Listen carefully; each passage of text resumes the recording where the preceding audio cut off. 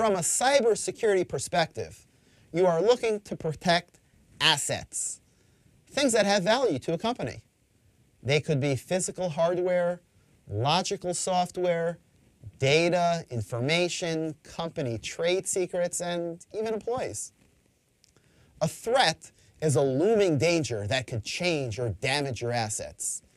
Think of the actual actions like fires, floods, hackers getting into your network, malware infecting your systems, your server crashing without backups to go to, or even a cleaner accidentally pulling out the plug to an important server.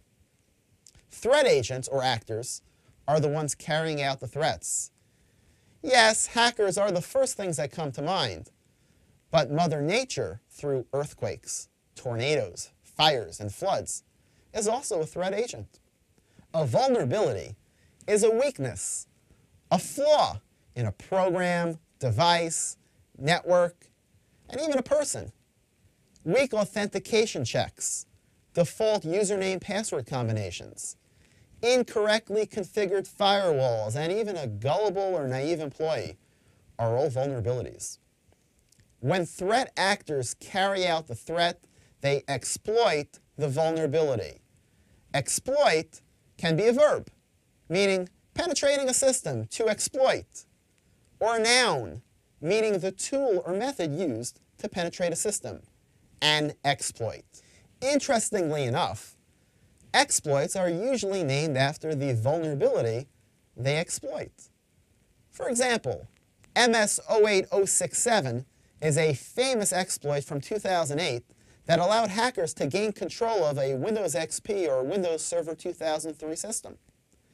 Any systems running Windows XP today are vulnerable to that exploit. Incredibly enough, Windows XP still has close to 10% market share, even without security updates from Microsoft. Hackers like to go after the low-hanging fruit first, and this is a prime example.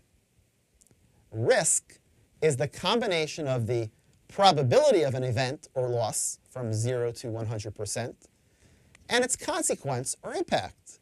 For example, if your user's passwords are stored in plain text, the actual passwords, and not hashed, as we'll see in a future module, there's a high risk that a data breach could result in those accounts being hacked. You could suffer loss of reputation and customer goodwill. For some companies, that could be fatal. There are 3 things that can be done to risk, but eliminate is not one of them. You could reduce or mitigate the risk. We can eliminate some vulnerabilities and block some threats, but nothing is ever going to be 100%. Encryption, hashing, VPNs, firewalls, intrusion detection and prevention systems, and more can reduce the risk. Another thing you can do to risk is transfer it. You can purchase cybersecurity insurance, which is a growing industry now, or even use cloud computing and another company's resources. Your cloud provider is now responsible for securing your data.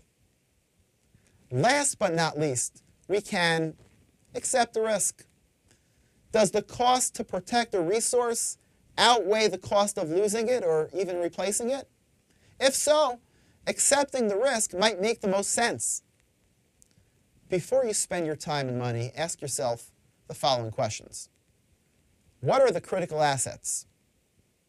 What business processes require these assets? What could interfere with normal operations? What are the risks? Which ones present the highest and most negative outcomes and should be prioritized? Given a range of solutions, which is the most cost-effective way of reducing the risks?